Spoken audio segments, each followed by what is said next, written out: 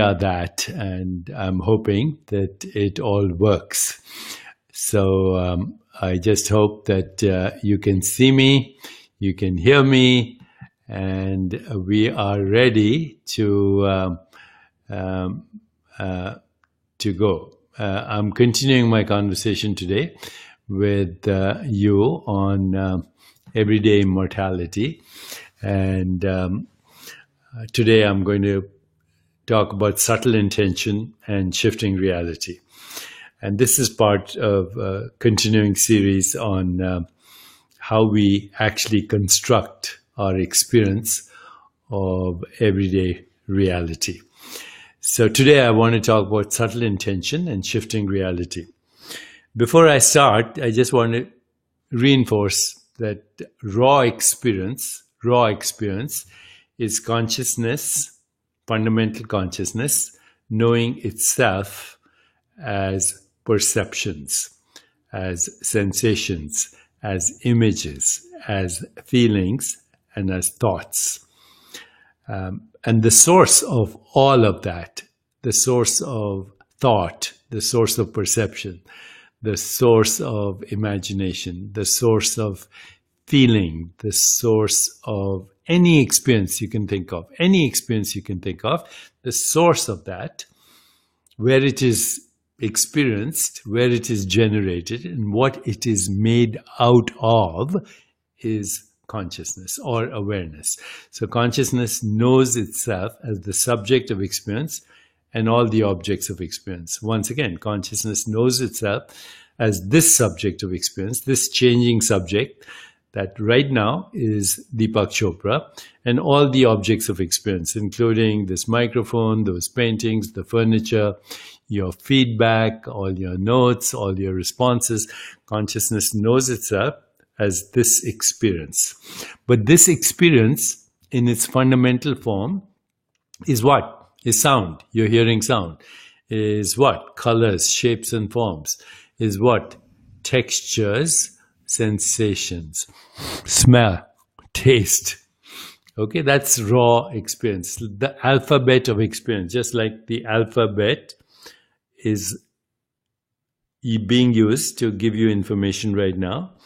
And the information right now, the alphabet says meta-human, unleashing your infinite potential, etc., etc. But the alphabet itself is the first level of experience, M-E-T-A. Okay, this is the alphabet that is contained in this book as information and also my thoughts. Localized in this book as the alphabet. Like that, the alphabet of all experience is sensations, sense perceptions, images, feelings, thoughts. That's it. The rest is a story. So what's the story right now? A book, a microphone, a hand, a body, glasses, paintings. Those stories are constructs created by the alphabet, which is S-I-F-T, sensations, images, feelings, and thoughts. Those experiences, this experience, this experience, this experience, this experience, that experience, these are all constructs or stories with the raw material of experience, which is sensations, images, feelings, thoughts. So as soon as you say microphone, then a combination of sensations, images, feelings, and thoughts constructs this experience, microphone. This is a construction. This is a construction. This is a construction. And the construction is a story given a name, hand, microphone, body, book. Actually, if you look at this book, it's the story of the universe. Why? Why do I say that? Well, this book, the body of this book is made of paper. Where did the paper come from? From a tree. Where did the tree come from? Well, from a seed. What is that seed? Genetic information. But genetic information as part of the ecosystem of genetic information in the soil. And all the genetic information in the soil is a symbolic expression of the web of energy and information that ultimately resulted in a tree from which this paper came. So this book, the body of this book, is everything. It's trees and seeds and exchange of information with other seeds and rainbows and sunshine and earth and water and wind and air and the infinite void and the singularity and the Big Bang and force fields and atoms and particles and possibility waves in the singularity of creation. This is the whole universe symbolically represented as the book.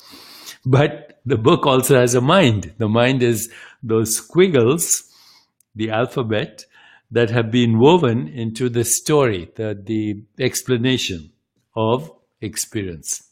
So what is this? This is the body-mind, symbolically, of the total universe. And by the way, you could say the same thing about any object. If you trace it to its source, this is the total universe. This microphone. What's it made of? Atoms and particles, carbon and hydrogen and oxygen and nitrogen. Where did they come from? The crucible of burning stars. Where did those come from? Originally from the Big Bang. What was prior to the Big Bang? Infinite possibilities, singularity, no space, no time, no energy, no information, just possibilities. And now a microphone. This is the universe as a microphone. You are the universe as a shifting, changing body-mind. And so is everything else. When you actually understand that, you see that that which we call the divine source is not difficult to find. It's impossible to avoid. Wherever you go, there it is. God in disguise. God as a microphone. God as a book. God as a hand. God as everything there is. There is nothing other than the divine modifying itself, symbolically representing itself as that, this. That's all there is. When you totally see that, understand that, feel that, know that, imagine that, experience that, you are in divine consciousness. And that has its own biology. That has its own biology, its own sensations, its own images, its own feelings, its own thoughts, its own representations, its own symbolic representations. And then, by feeling the body, you can feel the universe manifesting as the alphabet of existence, which is sensations, perceptions, images, feelings, thoughts. And then on top of that, we write the story. We write the biological story, the story from physics, mathematics, whatever. Who writes the story? We write the story. What is the story? It's the story of existence. And what is existence? Consciousness knowing itself as this sensation, this image, this feeling, this thought, this perception given a construct, the story. This is how you're constructing the entire universe. So now let me give you a little way to actually actualize the story. A way to actualize the story. Just feel your body right now. Okay, and what you're feeling is sensations. Look here, there, and what you're experiencing is forms, colors, shapes. Form, color, shape is the same thing. Touch something hard. What you're experiencing is hardness. The word solidity is a construct based on the experience, hardness. Touch the air and a softer sensation. Very subtle, okay? Think a thought, another sensation, very subtle. As soon as you think it, it goes away.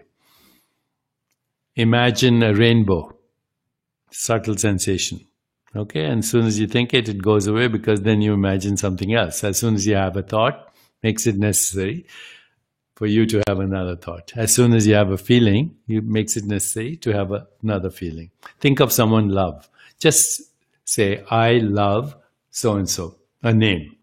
whatever that is. Now, as soon as you say that, there's an image, there's a feeling, there's an emotion, there's another thought, and there's an experience, there's a desire, there's a story. And that I love so and so is a story which is connected to infinite other stories, all of love. So just that one sentence, I love my significant other, I love my child, I love my mother, I love my father, I love the world, I love the universe, I love the book, I love the microphone. All those are stories entangled with all other stories, and in their raw form, sensations, images, feelings, thoughts. That's it. Given a story. So what's your story? What's your backstory? Okay, when were you really conceived? When a sperm met an ovum?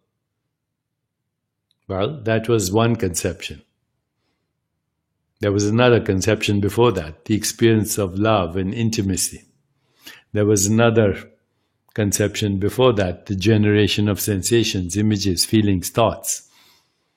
There was another conception before that, the construction of a story around sensations, perceptions, images, feelings, and thoughts.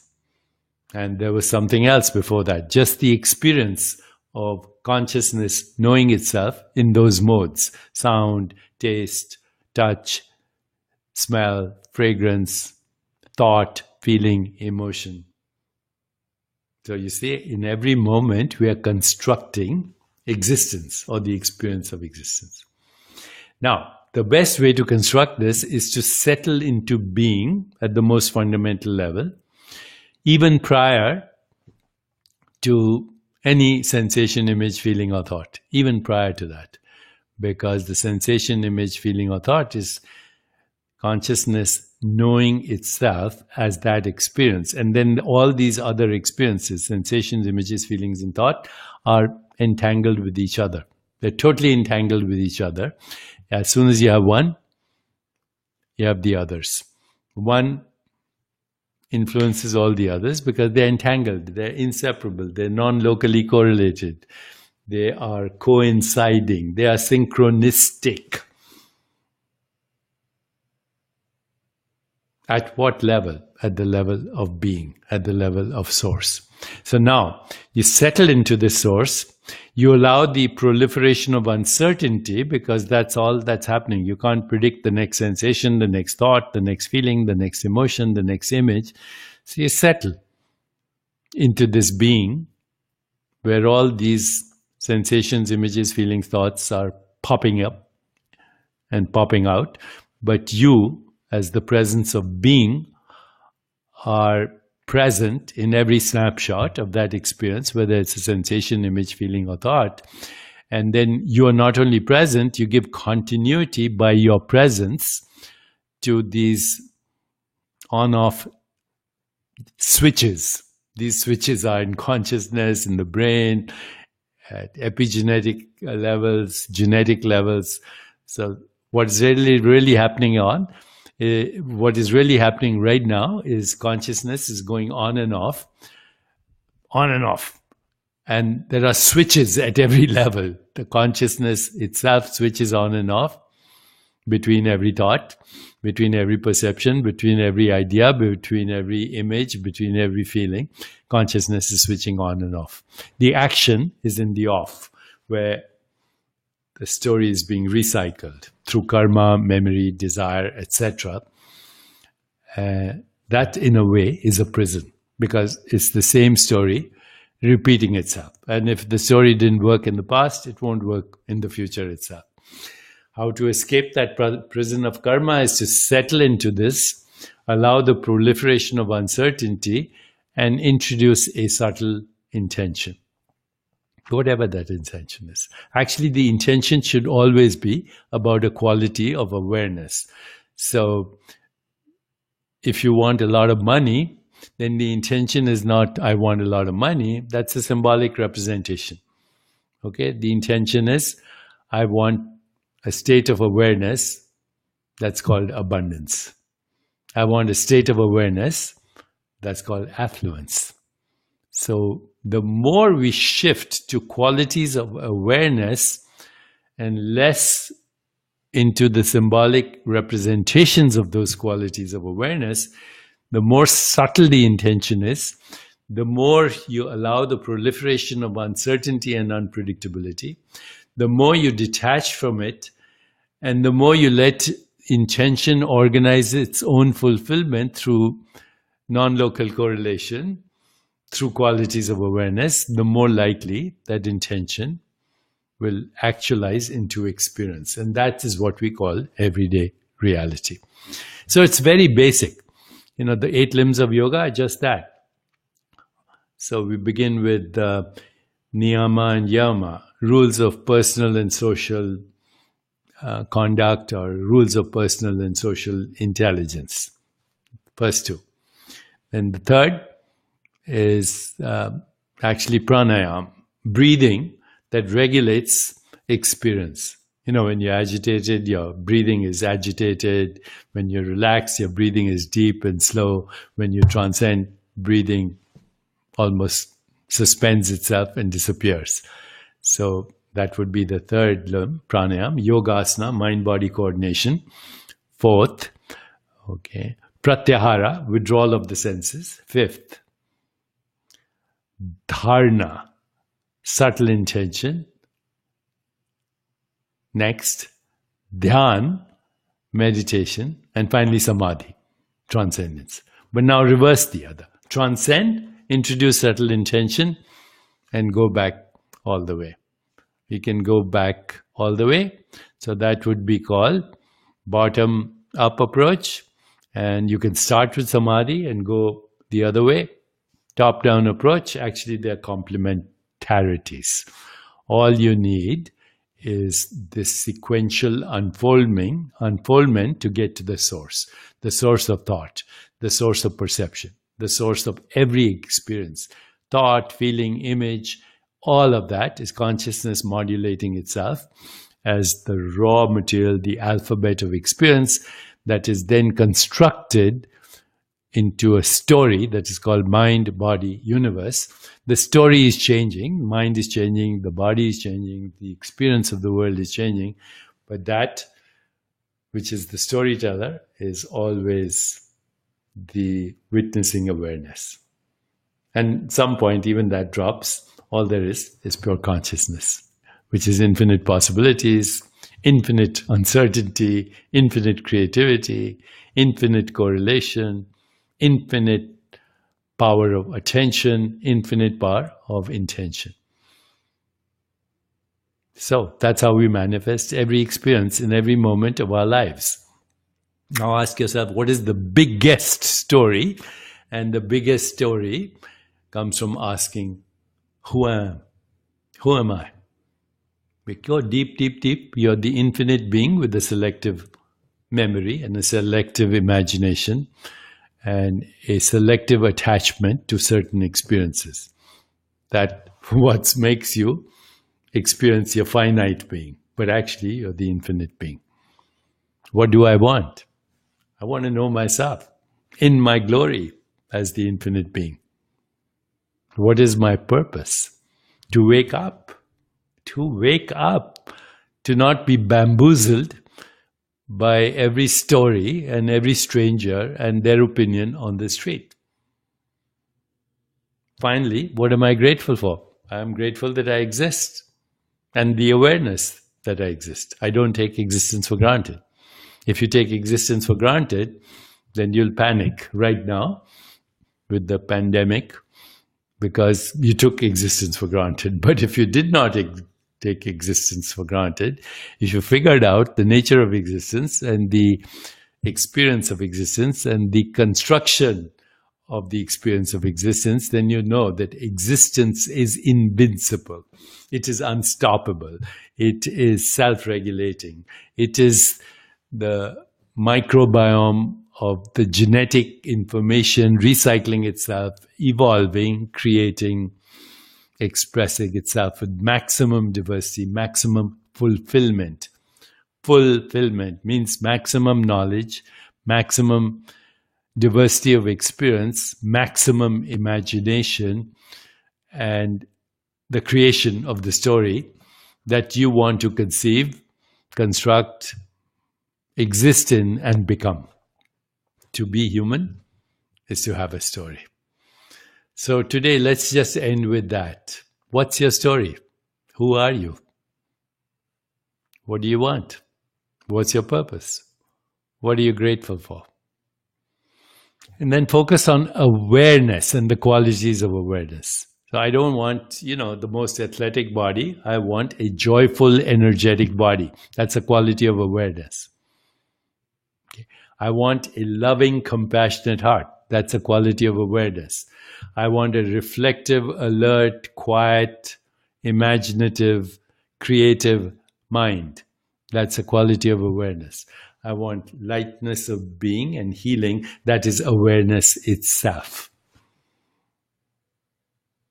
So we focus on awareness, the awareness of awareness, the awareness of experience, and the knowing of experience. And we know that's all there is. Awareness is knowing itself as me and the other. Awareness knowing itself as the subject and the objects. Awareness experiencing itself as friend and enemy. Awareness experiencing itself as sacred and profane. Awareness experiencing itself as diabolical and divine. Awareness explaining itself as pleasure and pain. Awareness experiencing itself as birth and death. Awareness experiencing itself as space and time. Awareness experiencing itself as energy and information. Awareness experiencing itself as the actual and the potential. That's all there is. Awareness. Awareness is divine intelligence, the creative intelligence that is differentiating itself into everything. And that's who we are.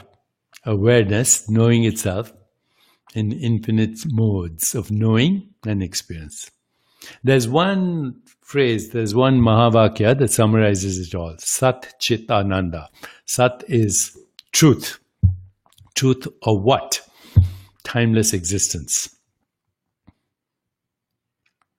Chit, knowingness that differentiates into modes of knowing. Sound, touch, sight, taste, smell, thoughts, feelings, emotions, desires, instincts, drives, memories, aspirations, fears, knowingness. And third, Ananda. So Sat, Chit. Sat is truth of timeless existence. Chit is infinite knowingness and infinite modes of knowingness. Ananda, the bliss, the joy that comes from knowing that you have access to infinite modes of knowing, infinite experiences, and that you can even choose those through subtle intention. This is amazing, actually. Sat Chit Ananda. Truth, infinite knowing, infinite joy, infinite bliss. Not happiness. Happiness is always for a reason. It alternates between pleasure and pain. But true Ananda, limitless joy, comes from settling into being, subtle intention, and that's it. The journey is from here to here. Journey without distance. So I hope today worked out, and if it did, then this is going to be the format that I'm going to use every day. Okay?